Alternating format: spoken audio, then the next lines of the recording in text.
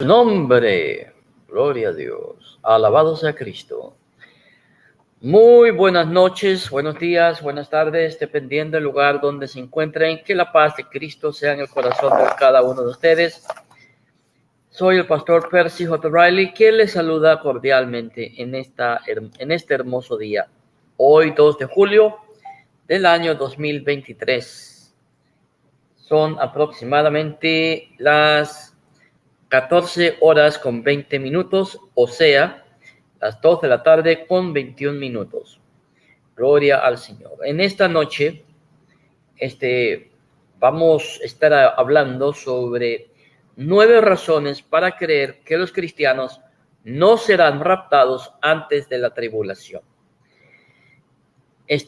Películas como La Última Profecía, protagonizada por Nicolas Cage, dan a entender que los cristianos serán raptados al cielo, mientras otros serán dejados atrás. Aquí hay algunas razones por las cuales muchos de nosotros no creemos que esta idea es una enseñanza bíblica. Aquí vamos a dar unos resúmenes o argumentos del pastor John Piper, quien sostiene la postura de que no hay rapto.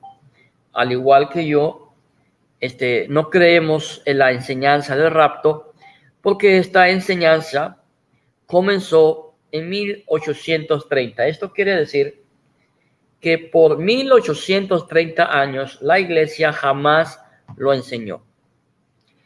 No lo enseñaron Jesucristo, sus discípulos, no lo enseñó tampoco la iglesia primitiva, no lo enseñó la iglesia católica ni la Reforma. En 1517, cuando comienza la Reforma, ninguno de los reformadores enseñó esta enseñanza, valga la redundancia, del rapto.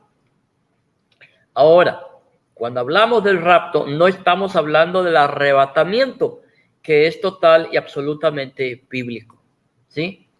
El rapto, como ya lo dije, fue una doctrina temprana, es una doctrina temprana del siglo XIX. Eso quiere decir que antes del siglo XIX no se oía de algo parecido. Entonces, vamos a dar la primera razón para poder sostener bíblicamente que el rapto no pasará, que los cristianos pasaremos por la gran tribulación, y que no hay tal cosa como el rapto.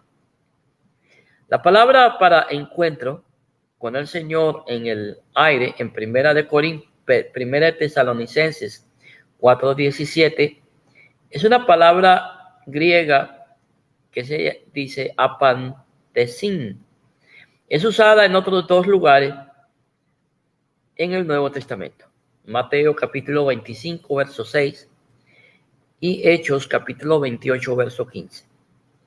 En ambos lugares se refiere a una reunión en la que las personas salen a encontrarse con un dignatario y luego lo acompañan al lugar donde salieron. Uno de estos pasajes es Mateo 25, 6.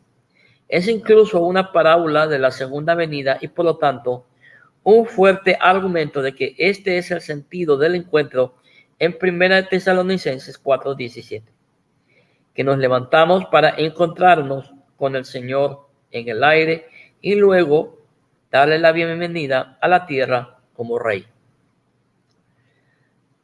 La redacción de Segunda de Tesalonicenses 1:5-7, cuando se lee cuidadosamente, muestra que Pablo espera obtener el descanso del sufrimiento al mismo tiempo y en el mismo evento que espera que los incrédulos reciban castigo. Es decir, en la revelación de que Jesús con sus poderosos ángeles en llama de fuego, esta revelación no es el rapto pretribulacional como algunos sostienen,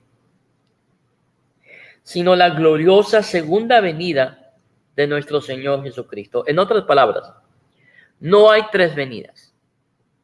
La primera venida ya ocurrió cuando nació de la bendita Virgen María, cuando el Verbo se encarnó, habitó entre nosotros, predicó, fue arrestado, fue expuesto ante los jueces, fue ridiculizado, fue muerto en la cruz y resucitó al tercer día.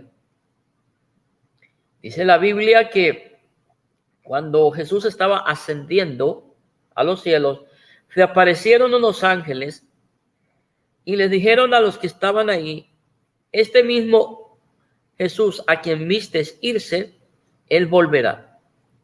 En otras palabras, en todo el Nuevo Testamento solamente se registran dos venidas. La primera venida, que ya dije cuando ocurrió, pero la segunda venida de Jesucristo es la que todo cristiano está esperando. No hay una tercera venida. No hay un rapto. Quien crea en el rapto está viviendo una mentira, un engaño, una ilusión.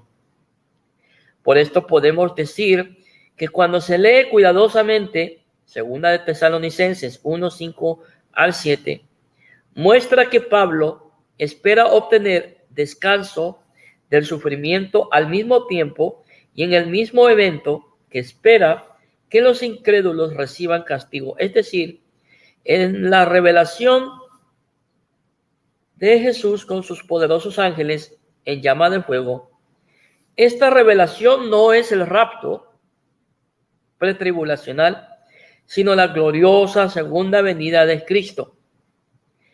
Esto quiere decir, estimados oyentes, que Pablo no esperaba un evento en el que él y otros creyentes tendrían un descanso de 7 años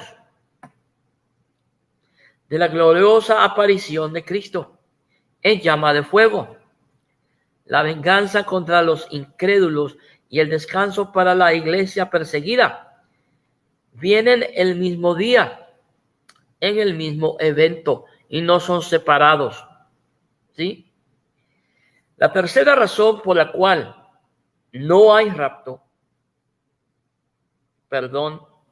que reviente la burbuja de algunas personas, pero como pastor, como predicador, tengo que hacerlo. Déjenme prender la cámara y ya van a ver dónde me encuentro. Gloria al Señor. Gloria a Dios. Mi hermana, dice Marti. Bendiciones, Pastor Percy, desde Puerto Rico, la isla del encanto. Gloria a Dios. Siempre he querido ir a Puerto Rico. Es uno de los países a los que me gustaría ir de Latinoamérica.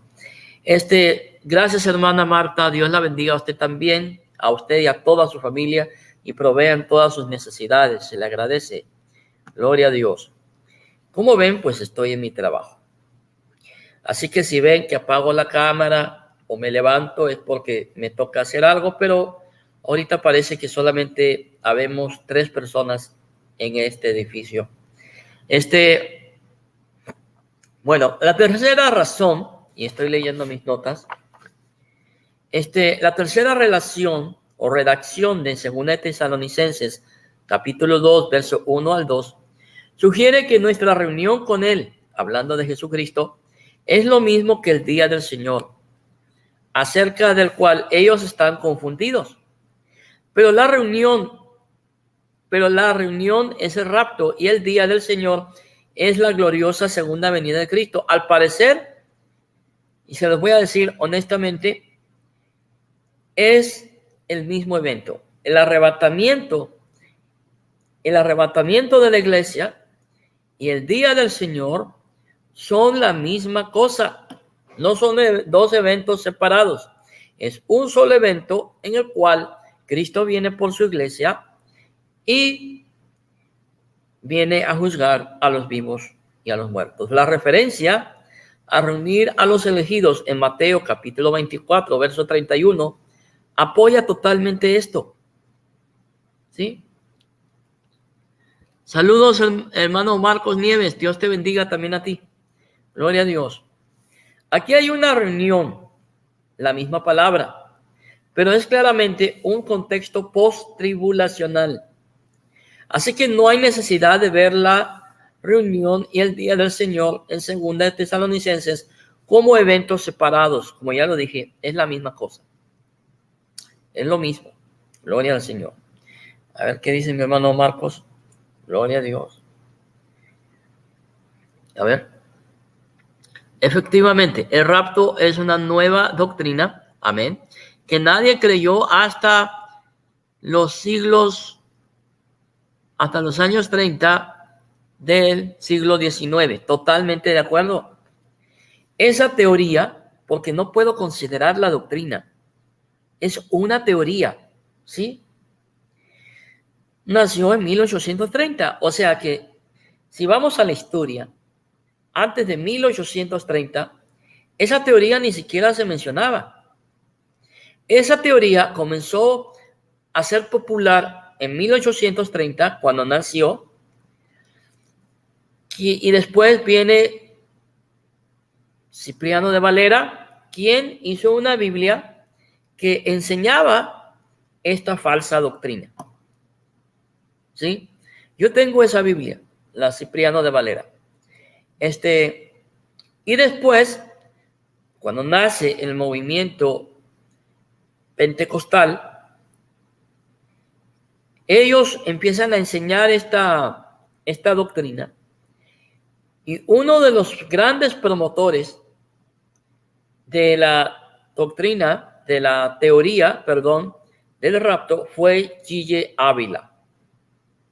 Fue uno de los grandes promotores. En inglés también hubieron otros promotores, pero concentrémonos de este lado, en lo de habla hispana. Y también cuando nacen las asambleas de Dios, un saludo a todos los hermanos de las asambleas de Dios, las asambleas de Dios enseñan esta doctrina. Es más, usted no puede ser pastor si usted no cree en la doctrina del rapto. Usted no puede creer, si usted no cree en la doctrina del rapto, en la teoría del rapto, usted no puede ser pastor de las asambleas de Dios. Porque es uno de sus fundamentos doctrinales. Tiene 16. ¿Sí? Entonces, y también lamentablemente los bautistas creen en la teoría del rapto. Y me preguntarán, pero pastor, usted es bautista, ¿cómo es posible que usted no crea en eso? Es verdad. Pero no es una doctrina, cardinal. ¿Sí me entiende? No es una doctrina cardinal como la divinidad de Jesucristo. O sea que usted puede creer en algo y no pasa nada. El rapto no pasa nada. El rapto no le da ni la salvación ni se la quita. Entonces, yo sé que suena medio ambiguo, pero así es. Gloria a Dios. A ver, mi hermano Roger Ordóñez, Dios lo bendiga, hermano. Bendiciones, hermano reverendo Percy J. Riley. Un abrazo desde la distancia, Nicaragua. Dios y María Santísima le multiplique muchas bendiciones. Gracias igualmente. Que Dios te bendiga. Entonces decía, pues hasta este momento no he tenido problemas yo con la Asociación Bautista por no creer en el rapto. También porque las Asambleas de Dios y la Iglesia Bautista son dos denominaciones diferentes. El sistema de ordenación es totalmente diferente. ¿Sí? Es más, cuando yo fui ordenado, hubo un cuerpo pastoral que me hizo un examen doctrinal. Y ahora que me recuerdo, el rapto nunca vino a colación, porque me hicieron preguntas doctrinales, ¿sí? Si creía que la salvación se perdía, creía en la seguridad de la salvación, si creía que la palabra de Dios era el fundamento de fe, y otras doctrinas bautistas, pero Nunca me preguntaron. Bueno, no me preguntaron. Dirían en la escuela me salvé, pero de todas maneras, como les digo, no es algo que la salvación se pueda perder por eso. Bueno, yo no creo que la salvación se pierda. A ver, hermano Marcos Nieves dice, algo curioso, hermano Percy, es que muchos hermanos de las asambleas de Dios me dijeron que al principio en la organización se rechazaba el dispensacionalismo. Hoy en día hay muchos hermanos pentecostales de las asambleas de Dios que son post-tribulacionistas. Sí, es verdad, es cierto. La denominación bautista, permíteme un momento.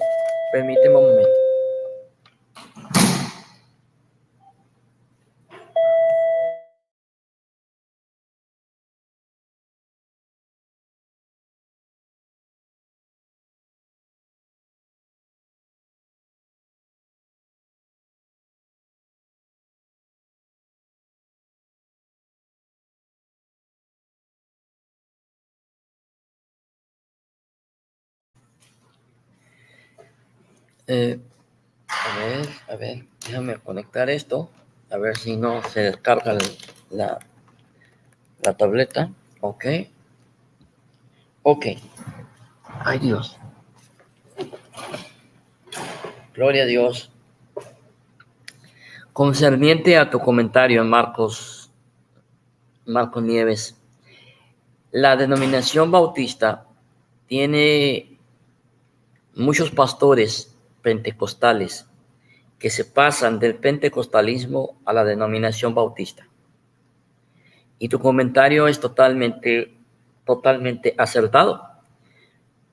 Una de las denominaciones que más se pasan a los bautistas son los pentecostales, porque los pentecostales, al menos los que yo he conocido, los que se han convertido y han abandonado el arminianismo, han abandonado el sinergismo,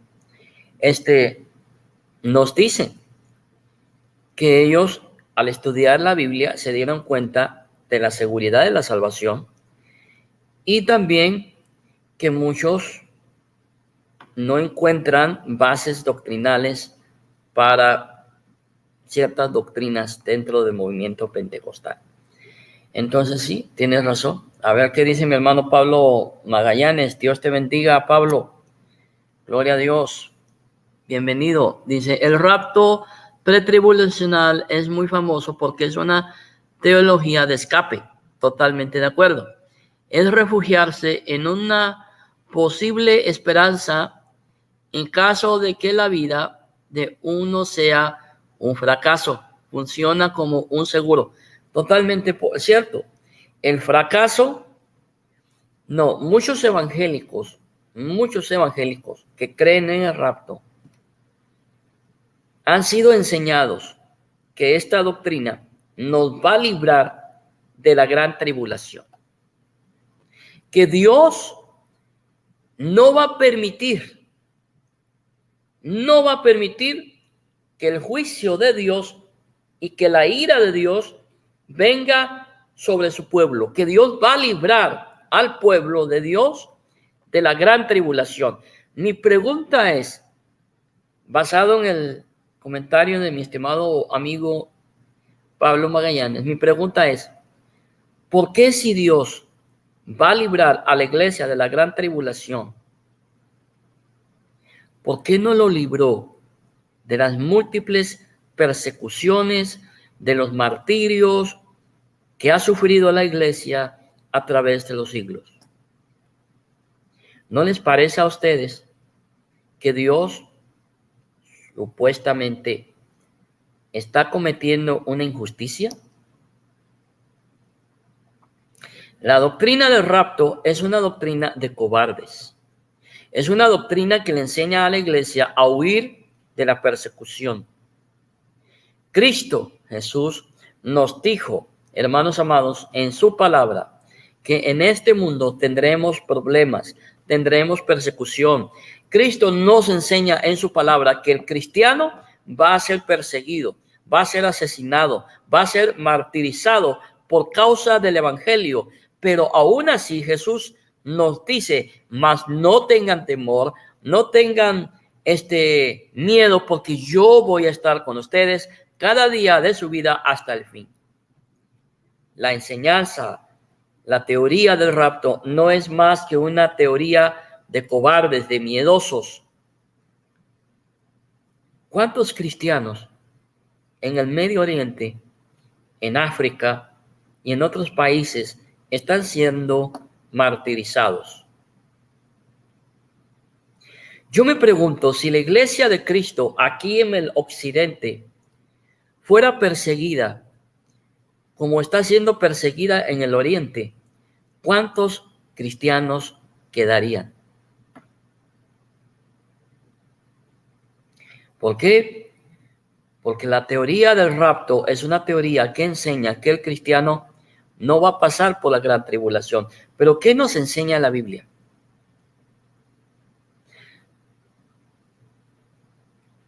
La Biblia nos enseña todo lo contrario. Pero vamos ahora a la cuarta razón del por qué el cristiano no va a ser raptado, entre comillas, de la gran tribulación. Si Pablo era un pretribulacionista, ¿por qué no dijo en 2 Tesalonicenses 2:3 simplemente que los cristianos no necesitan preocuparse de que el día del Señor haya llegado? Porque todos los cristianos todavía, ¿por qué todos los cristianos entonces están aquí? Vuelvo a repetirlo. Si Pablo era un pretribulacionista, ¿por qué no dijo en 2 Tesalonicenses 2:3 simplemente que los cristianos no necesitan preocuparse de que el día del Señor haya llegado? Porque todos los cristianos todavía están aquí. En cambio, habla exactamente de la manera que esperarías que hiciera una persona postribulacional. Pablo les dice que no deberían de pensar que el día del Señor ha llegado porque la apostasía y el hombre de pecado no han venido. ¿Sí? Cuando lees Mateo capítulo 24 o Marcos capítulo 13 o Lucas 21, que son las descripciones de Jesús de los últimos tiempos, no hay mención de un rapto. O sea, Pablo no lo menciona. ¿Por qué Pablo no menciona la teoría del rapto cuando escribe o cuando los evangelistas como Mateo, Marcos y Lucas escribieron sus evangelios? Sencillamente porque esa teoría del rapto era ajena a la iglesia primitiva. Como dijo mi hermano Marcos Nieves, esa teoría del rapto fue inventada por John Nelson Darby en 1830. ¿Sí?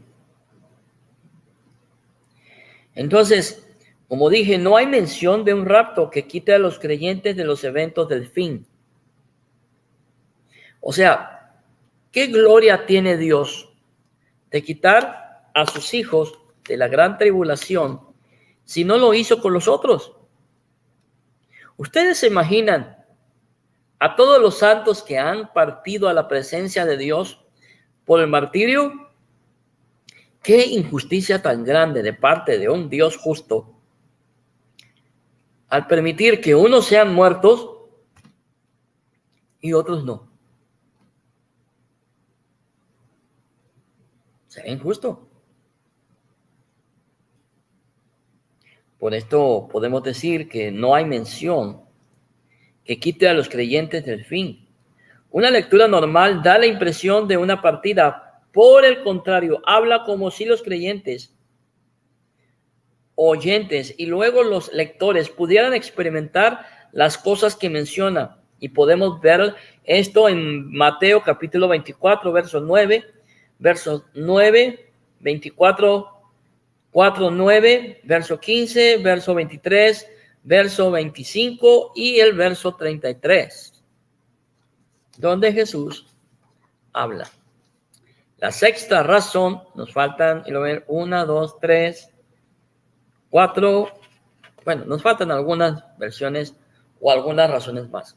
La sexta razón por la cual el cristiano no va a ser raptado es porque, hermanos amados, atravesar el período de tribulación, incluso cuando es designado por Dios, no es contrario a la enseñanza bíblica.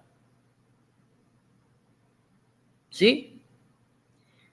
Decir que la iglesia va a pasar por la gran tribulación, que va a haber al anticristo, que va a ser perseguida la iglesia, que algunos van a morir, no es algo que esté en contra de la Biblia. Al contrario, decir que Cristo va a venir por su iglesia antes de la gran tribulación, eso sí es estar en contra de la Biblia. Porque Dios, hermanos amados,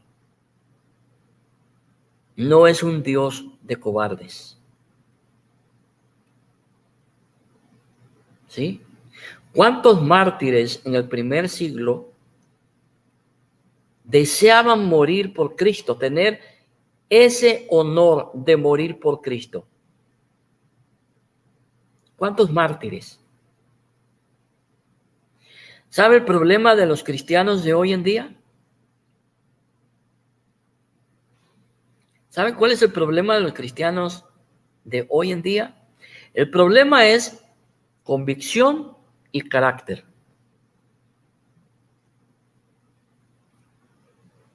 ¿Y qué es la convicción y qué es el carácter?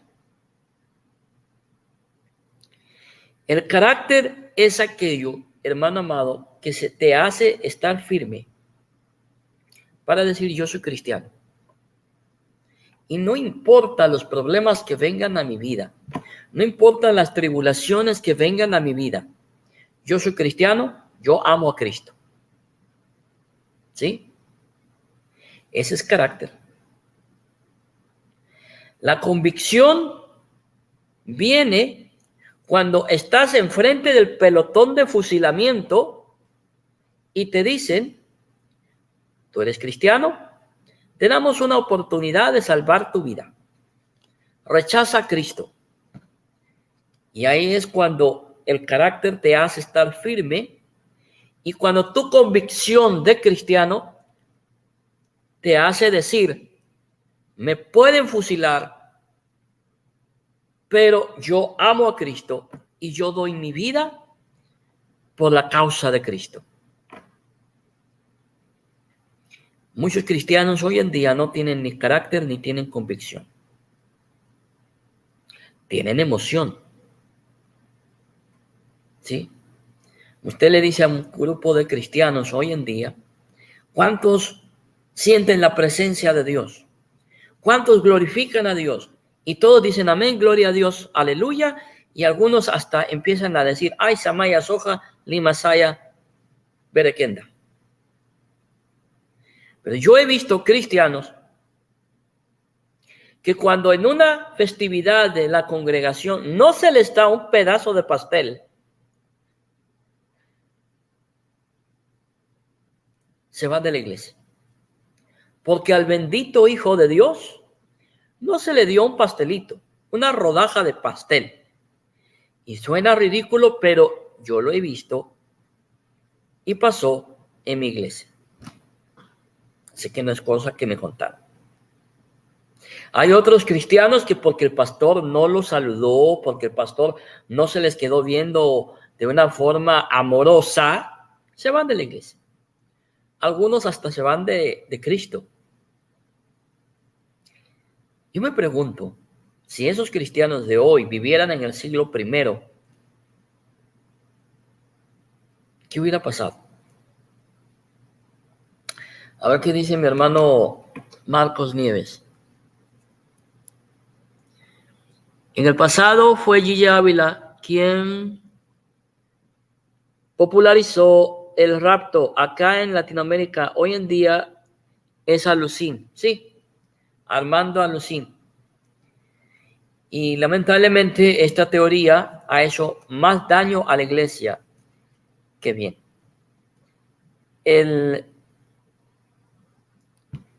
Este movimiento, esta teoría del dispensacionalismo ha abierto la puerta a muchas falsas enseñanzas que hoy en día están afectando la iglesia. Los mandamientos de velar no pierden su significado, perdón, si la segunda venida no es una que puede suceder en cualquier momento. Esto podemos citarlo y podemos leerlo en Mateo capítulo 25, 1 al 13, donde las 10 vírgenes están dormidas cuando el Señor regresa. Sin embargo, la lección al final de la parábola es Belén. El punto es que velar no es quedarse viendo hacia arriba para un regreso del Señor en cualquier momento. Es la vigilancia moral, lo que te mantiene listo en todo momento para cumplir con tu deber. Las vírgenes sabias tenían lámparas llenas, estaban velando. La enseñanza de que la segunda venida será inesperada tampoco pierde su fuerza si el post-tribulacionismo es cierto.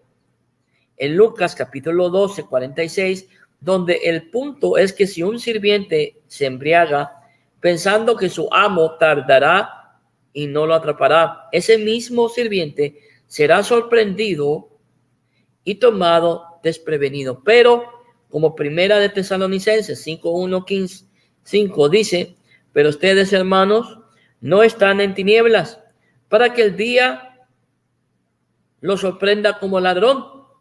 Todavía enseñamos que es necesario velar y tener gran vigilancia moral para que no seamos adormecidos y seamos presa de los engaños de los últimos días, siendo sorprendidos en el juicio. El texto pretribulacional más sólido es Apocalipsis capítulo 3, verso 10. Está abierto a otra interpretación sin ninguna distorsión. Dice, porque has guardado la palabra de mi perseverancia, yo también te guardaré, ¿sí?, de la hora de la prueba, esa hora que está por venir sobre todo el mundo para poner a prueba a los que habitan sobre la tierra. Pero ser guardado, permítame doblar la hoja, pero ser guardado de la prueba no es necesariamente ser sacado del mundo. ¿Sí? O sea, cuando Dios dice yo te guardaré en medio de la prueba, no significa que vámonos papacito, así como esta agua, ¿no? Vámonos papacito lindo. O un ejemplo mejor. Aquí tengo una bolsa de papitas, ¿no? Digamos, la abro, ¿no? Y aquí adentro hay un montón de papitas, que por cierto están muy ricas. Eso no significa que Jesús va a meter la mano en el mundo y dice, oh, ya viene la gran tribulación, ya viene el momento de la prueba, ¿sí? Vamos por la iglesia y la vamos a sacar. Vámonos pues. Y sacamos una papita. Eso no trabaja así. Eso significa, cuando dice, te guardaré en medio de la prueba, significa que esta papita que está aquí en medio del mundo, Dios la va a cuidar en medio de la gran tribulación. Es lo que significa. ¿Sí? Espero hayan entendido el ejemplo. Por eso podemos decir, hermanos amados, que guardar de la prueba no es necesariamente ser sacado del mundo durante esta hora y por lo tanto evitar el sufrimiento. ¿Sí? ¿Me permiten un momento? Voy a tomar agüita. Gloria a Dios, con su permiso.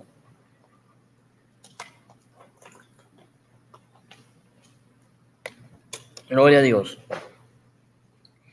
Y esto lo podemos comparar con Gálatas 1:4 y la oración de Jesús por sus discípulos en el Evangelio de San Juan, capítulo 17, verso 15, donde Jesús dice que Dios nos guarde en su nombre. ¿sí? Esto de guardar no significa la remoción física. Nota la inevitabilidad, sino al contrario, nota la inevitabilidad del martirio. En otras palabras, que cuando te vayan a estar quemando, Dios te va a estar guardando. Ahora, ¿cómo es eso? ¿Sí? ¿Cómo es posible que si me van a matar, Dios me va a guardar? Si me están matando, ¿cómo es posible? Dios te va a dar paz. Dios nos va a dar tranquilidad. Dice la tradición, yo sé que la palabra tradición para ciertas personas es una palabra así temerosa. Dios mío, líbranos de la, ¿cómo se llama? Tradición. Pero no. Dios te da paz en medio de la tormenta, como dice el canto. ¿Sí? Esto lo vemos en Apocalipsis capítulo 6, versos 9 al 11. La promesa es ser guardado de la hora, en el sentido de ser guardado de las fuerzas desmoralizadoras de esa hora. Eso es lo que significa ser guardado. Cuando Dios te dice, yo te guardaré en la hora de la tribulación, en la hora del problema, en la hora de los momentos difíciles de la vida, Dios te guarda y Él te hace ver que estás con Él y que Dios está contigo. La segunda venida no pierde su poder moral en el post-tribulacionismo. El incentivo moral del Nuevo Testamento no es que tomamos o temamos ser atrapados haciendo el mal, sino que debemos amar tanto la aparición del Señor, que queremos ser puros, como el Señor es puro, por quien esperamos, como dice Primera de Juan 3, 1 al 3, con respecto al lenguaje de ser dejados. Podemos ver el artículo de Benjamin L. Merker, que de su libro dice Who Will Be Left Behind. Si no tienes el libro, puede comprarlo. Who Will Be Left Behind? Rethinking the Meaning of Matthew 24, 40 through 41 and Luke 17, 34 through 35. En español significa ¿quién será dejado atrás? Considerando el significado de Mateo 24, 40, 41 y Lucas 17, 34, ¿sí? En las páginas 169 al 179. Él argumenta, aunque muchos asumen que los que son llevados en Mateo 24, 40, 41 y Lucas 17, 34, 35 son tomados para estar con Jesús y los dejados atrás son dejados para juicio, esta interpretación debe de ser rechazada. Les voy a decir por qué esta interpretación de Lucas y de Mateo 24, 40 al 41 y Lucas 17, 34, 30 a 35 deben ser rechazadas. Es porque primero, esta profecía ya se cumplió. Y me van a decir, ¿dónde se cumplió, pastor? Se cumplió en el año 70. Cuando Tito invade Jerusalén, destruye Jerusalén y destruye el templo. Ahí se cumplió Mateo 24. Entonces, vamos a concluir ya que ya me he pasado bastante tiempo. A lo largo del contexto de estos pasajes, Jesús utiliza un lenguaje de juicio que recuerda la destrucción babilónica de Jerusalén y al postrer exilio de los habitantes. Los que fueron llevados fueron aquellos juzgados por Dios, mientras que los que se quedaron atrás fueron el remanente que recibió gracia. Además, la enseñanza de Jesús confirma esta tesis en la parábola del trigo y la cizaña. El Hijo del Hombre envía a sus... Permítanme un momento, vamos a cambiar de hoja. Gloria a Dios. Jesús envía a sus, vamos a ver, ángeles para recoger a los hijos del diablo y tirarlos al horno ardiente, mientras que el trigo queda atrás. Mateo capítulo 13, versos 36 al 43. ¿Sí?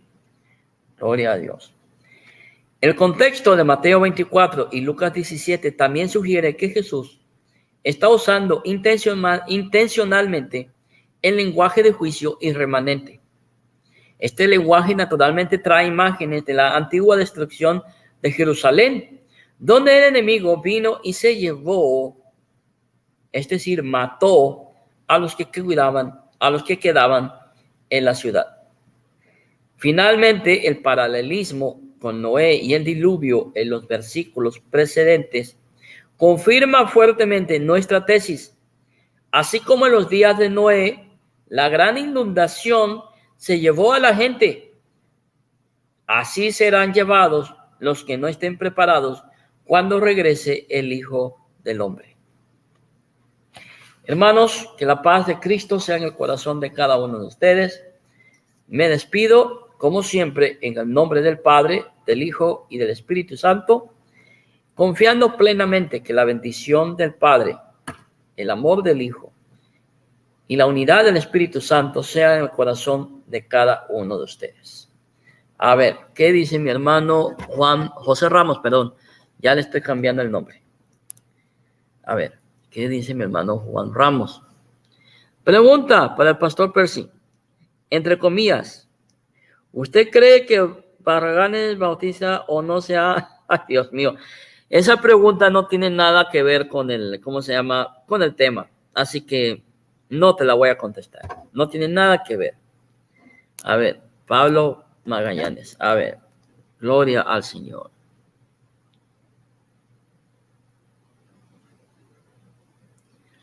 Dice, hay dos clases de dispensacionalismo. El escatológico, que coloca los eventos del Apocalipsis al final de los tiempos y es válido, y el soteriológico, que abre una puerta ajena al redil para los judíos. Totalmente de acuerdo. Lamentablemente hay ciertas enseñanzas que sostienen que Israel está dentro de un diferente pacto, ¿no? Pero sí tienes razón, Pablo Magallanes. Gracias por tu pregunta. Gloria a Dios. Oh, gracias, hermano Marcos Nieves. Hermano José Ramos.